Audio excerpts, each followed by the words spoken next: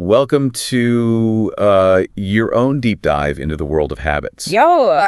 We've got all your research and articles here. Okay. And we're going to extract those interesting little bits for you. All right. Like why you crave that cookie every day at like 6 p.m. Mm-hmm. Or why you instinctively grab that same coffee brand. Yeah.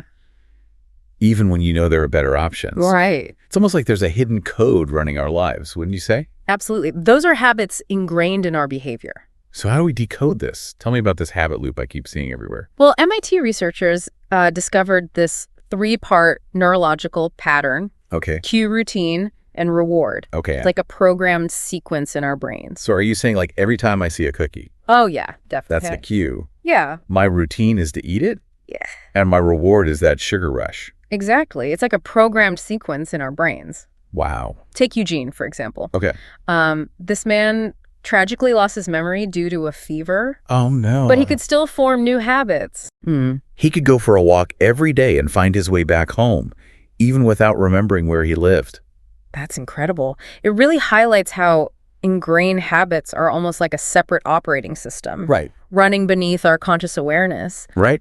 What drives these habits in the first place? It all boils down to cravings. Okay. Researcher Wolfram Schultz, he studied monkey brains. Yeah. And found that the anticipation of a reward, not the reward itself, triggers the most intense brain activity. Really? Yeah, think of it as that irresistible urge you get right before you indulge in your favorite treat. Oh, okay. Like our brains are wired to seek out that feeling of anticipation. So how do companies tap into this craving mechanism? I'm seeing some interesting examples in these marketing articles you've provided. Take Febreze. Okay. Initially, it flopped. Really? Yeah, people didn't see a need to mask odors in already clean homes. Okay. P&G got clever. Uh-huh. They redesigned the bottle. Added a new scent and bam, they created a craving for that feeling of freshness even when it wasn't really necessary. So they basically created a need where there was no need. Yeah.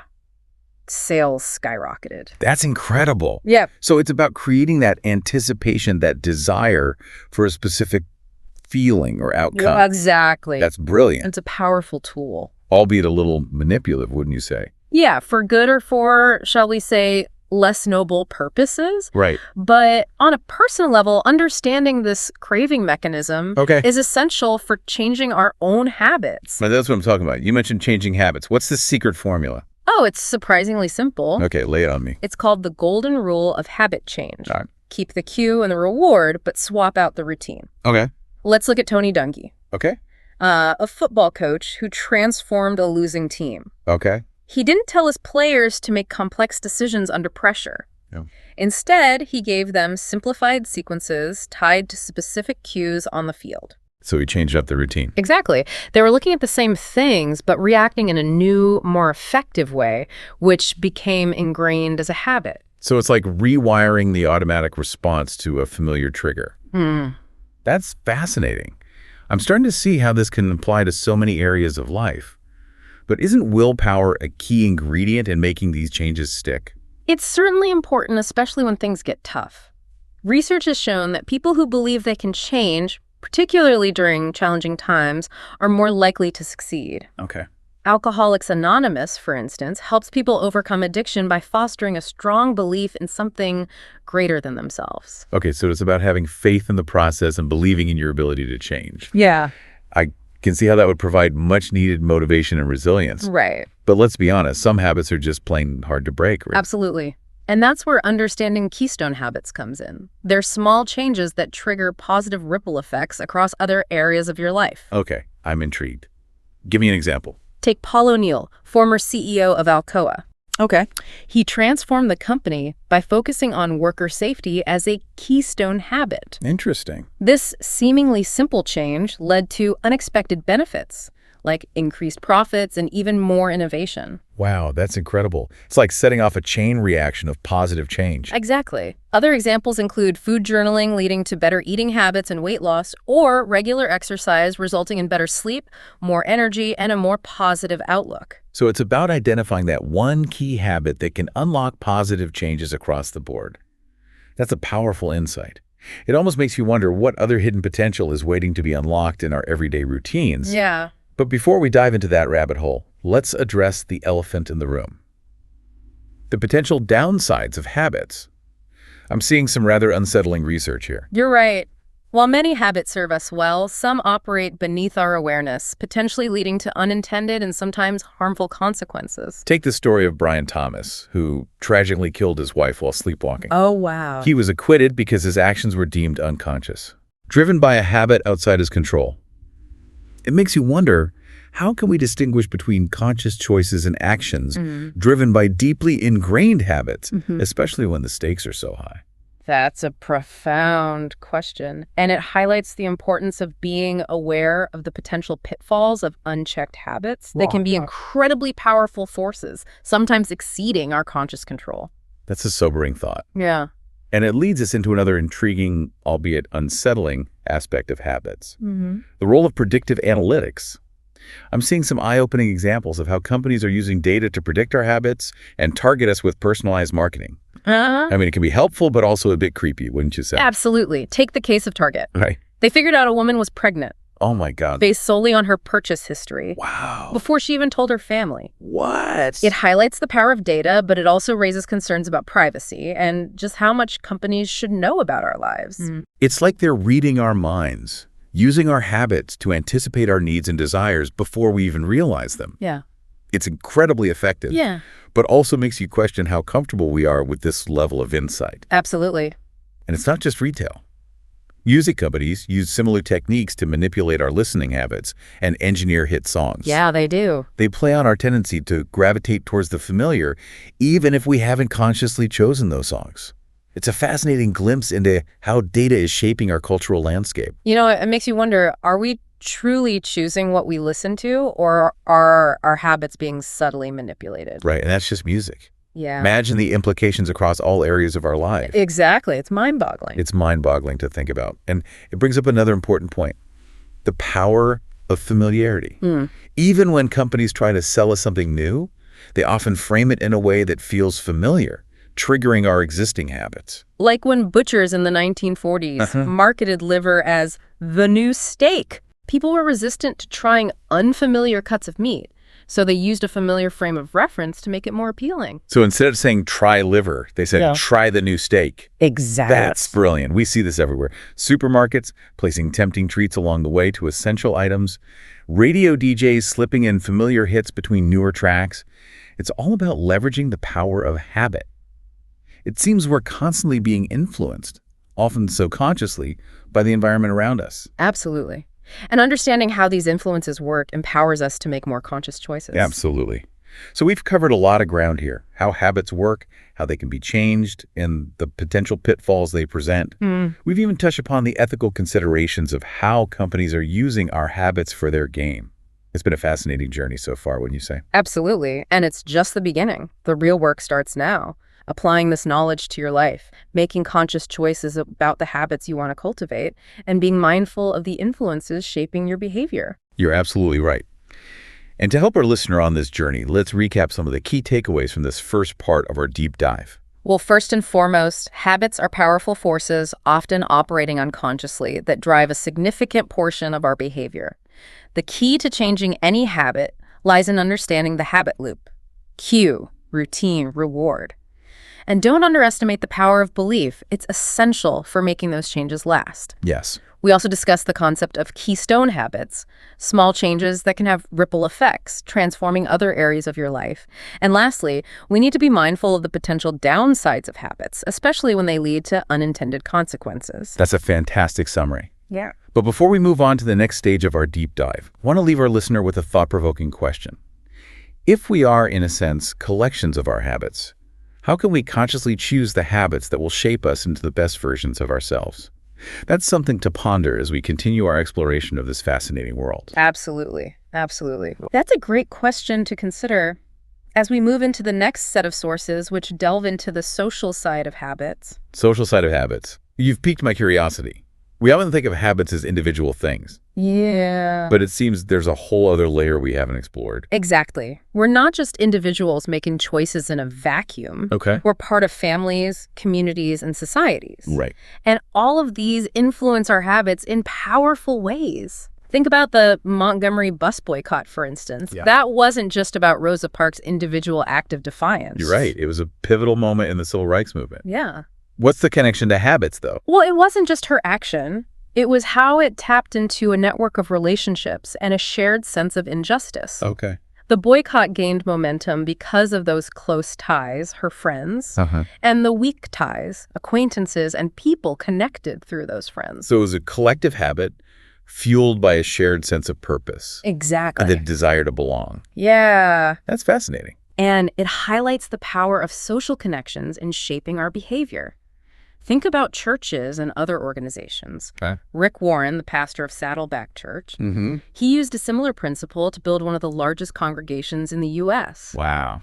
He organized small groups that met in people's homes, leveraging existing social connections and the desire to belong. So he essentially embedded church attendance into people's existing social habits. Yeah, That's pretty clever. So if we're trying to adopt a new habit, surrounding ourselves with supportive people can make a huge difference. absolutely. It creates a sense of accountability and shared purpose, which can be incredibly motivating. Whether it's exercise, healthy eating, or any other positive habit, connecting with others who share your goals is a powerful strategy. It's like having a built-in support system to help you stay on track. But what about willpower? I mean, we can't always rely on others to keep us motivated, can we? You're right. Right. Willpower is often seen as the key to habit change. Okay. But research suggests it's not an unlimited resource. Oh. It's more like a muscle that gets tired with use. Oh, I can definitely relate to that. Yeah. You start the day strong, determined to make healthy choices. Yeah. But by evening, that willpower is gone, and you're reaching for the cookies and skipping the workout. Exactly. There's a fascinating experiment Okay. where researchers had people resist eating delicious cookies. Oh, the willpower. Yeah, while being forced to eat radishes. Oh my gosh. Those who had to exert willpower to resist the cookies gave up much faster on a subsequent task. So they depleted their willpower reserves by resisting those tempting cookies. Yeah, That makes so much sense. We only have so much mental energy to resist temptation. exactly. Right. The good news is that, like any muscle, willpower can be strengthened with practice. Oh, okay. So like going to the willpower gym. Exactly. Okay. There are also strategies for conserving it, Oh, like what? such as planning your day to tackle the most willpower demanding tasks Right. when you're fresh. That's a great tip. It explains why those late night cravings are so hard to resist. Yeah, We've already exhausted our willpower on work, family, and all the other demands of the day. exactly. And that's where the beauty of habits comes in. Okay. By automating certain behaviors, Right. we free up our willpower Okay. for more important decisions and challenges. Like what? Think about Starbucks. Oh. They train their employees to handle difficult customers Mm-hmm. using specific scripts and routines. Okay. They're essentially creating willpower habit loops. It takes the pressure off having to rely solely on willpower in those stressful situations. It's like having a pre-programmed response ready to go. Exactly. It's about recognizing that willpower is a finite resource and using it strategically. Okay. Now, this leads us to a more philosophical question. Okay. How much control do we really have over our habits?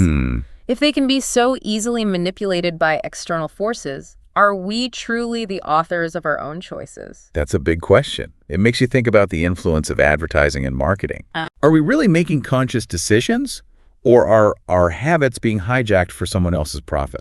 It's a valid concern. Okay. Look at how Target uses predictive analytics Mm-hmm. to target expectant mothers with personalized ads. Right. It's effective, Is. but it raises ethical questions about how much companies should know about our private lives. It feels like they're using our habits against us, Yeah. exploiting our vulnerabilities to sell us things we may not even need. And it's not just retail. Right. Music companies use data to engineer hit songs, Oh, right. manipulating our listening habits Yeah. by playing songs that trigger a sense of familiarity, even if we haven't consciously chosen them.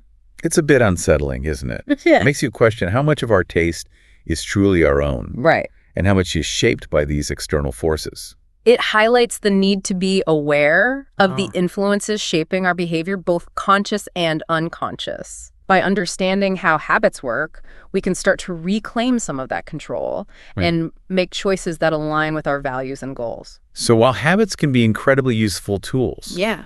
we need to be mindful of their potential to be used against us. It's about finding that balance between the benefits of automation and the need for conscious choice. Precisely. And this leads us to an even deeper question. Okay, hit me. If our habits can drive us to do things we wouldn't consciously choose, at what point do those actions cease to be our responsibility? Wow, that's a deep one. Yeah. It's like the age-old debate about free will versus determinism. Right. Where do we draw the line between our conscious choices Yeah. and the unconscious forces shaping our behavior? It's a question that has no easy answers. Right. But by exploring these complex issues, we gain a deeper understanding of ourselves and the forces that influence our lives. And ultimately, that's what this deep dive is all about. I couldn't agree more. Before we wrap up this discussion about the social side of habits, what key insights should our listener take away? First, our habits are profoundly shaped by our social environment. The people we surround ourselves with, the groups we belong to, and the broader cultural norms we're exposed to. Okay. This can be a powerful force for good or lead us down less desirable paths. Right. Secondly, willpower is a limited resource. We need to be strategic about how we use it, Right. understanding willpower depletion to plan our days for success. Okay. And finally, we need to be aware of how external forces can manipulate our habits, whether it's advertisers targeting our subconscious desires or music companies engineering hit songs. Right. By understanding these influences, we can make more conscious choices about the habits we cultivate and the life we want to live. That's a brilliant summary. As we move into the final part of our deep dive, exploring the more unsettling aspects of habits, I want to leave our listener with this thought. If we are both the authors and the products of our habits, how can we navigate this complex terrain and make choices that truly align with our deepest values and aspirations? It really is. It seems our habits are more powerful and complex than we realize. Yeah. So let's dive into these unsettling aspects, like the story of Brian Thomas who killed his wife while sleepwalking. Right. It's tragic and raises so many questions about consciousness and responsibility. Yeah, it challenges our understanding of culpability. The jury decided Thomas wasn't responsible because he was asleep. His actions, as disturbing as they were driven by a sleepwalking routine, a habit operating outside his conscious control. So his body was essentially on autopilot, Yeah. guided by a habit he couldn't control. It's a chilling thought. If our habits can lead to such unintended and devastating consequences, how can we protect ourselves and others? I think awareness is crucial. We need to recognize that even seemingly harmless habits can have unforeseen consequences. It's like understanding the potential dangers of a powerful tool. You wouldn't leave a loaded gun lying around, would you? Definitely not. We need to be mindful of the potential risks, especially when dealing with habits that operate below our awareness. Exactly. And this brings us to Angie Bachman, the problem gambler. Right. Her brain reacted to gambling cues in a way that made her feel powerless, even though she knew the consequences could be devastating. It's like her brain was hijacked by the habit. That makes you wonder, how much free will do we really have when facing such powerful urges? Are we truly in control? It's a question that has puzzled scientists and philosophers for centuries. Research indicates that problem gamblers' brains are wired differently, making them more susceptible to gambling's allure and less able to control their impulses. So it's a combination of nature and nurture. Yeah. Their brains might be predisposed to addiction, and the environment, the availability and marketing of gambling fuels that vulnerability. Precisely. It's complex, but it raises an important question. If someone's brain is wired to make them more likely to engage in harmful behaviors, are they still fully responsible for their actions? That's a tough one. Yeah. It's a slippery slope, like asking if someone with a genetic predisposition to alcoholism is to blame for their drinking. Exactly. You've hit the nail on the head. Yeah. There are no easy answers. These cases highlight the complexities of human behavior and challenge our assumptions about free will and responsibility. Okay. They encourage us to be more compassionate and understanding. So while it's important to hold people accountable for their actions, Yeah. we also need to acknowledge that sometimes those actions are the result of deeply ingrained habits, biological predispositions, and environmental influences they may not be fully aware of or able to control. Absolutely. It circles back to your earlier question. If we are both the authors and the products of our habits, how do we navigate this complex terrain? Right. It's a bit of a paradox. Yeah. We have the power to choose our habits, but once formed, they shape our choices and lives. It's like a two-way street. Exactly. And the key to navigating this is a blend of awareness, mindfulness, and compassion. Okay. We must be aware of the habits driving our behavior, both good and bad. Right. We need to be mindful of the cues and rewards that reinforce them. And most importantly, we need to be compassionate with ourselves and others, recognizing that we are all a work in progress. So It's not about judging ourselves or others for our habits, Yeah. but about understanding them, accepting them, and striving to change them if they're not serving us well. Well said. It's about embracing the journey of self-discovery and growth, recognizing that habits are not our destiny, but tools we can use to shape our lives in meaningful and fulfilling ways. That's an inspiring way to look at it. As we wrap up this deep dive into the world of habits, I want to leave our listener with a few final thoughts. We've explored how habits are powerful forces shaping our thoughts, feelings, and actions, often without us even realizing it. They can be our greatest allies in achieving goals and living fulfilling lives, but they can also lead us astray. The good news is we have the power to change them, to reprogram our brains, and rewrite the scripts driving our behavior. Remember, the journey of 1,000 miles begins with a single step. Start small. Choose one habit you want to change and focus on it with intention and persistence. You might be surprised by the positive ripple effects it creates, transforming not just your behavior, but your entire life. That's a fantastic point to end on. Thank you for joining us on this deep dive into the world of habits. We hope you've gained some valuable insights to apply to your own life. Until next time, keep exploring, keep learning, and keep growing.